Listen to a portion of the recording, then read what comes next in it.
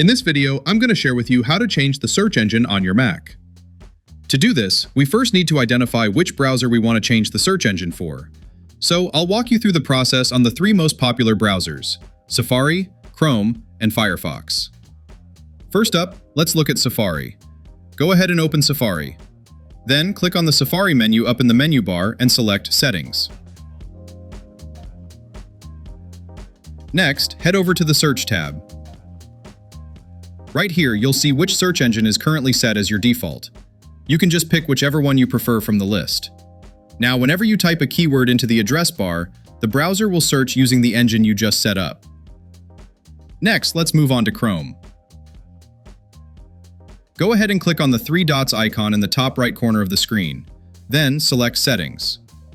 A quick way to do this is using the shortcut Command-. On the left side, you'll see an option for Search Engine. Click on that and you'll see your current search engine.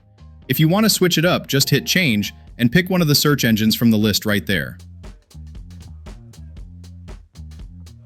And finally, for Firefox. Open up Firefox, then click on the three lines icon, also located in the top right corner.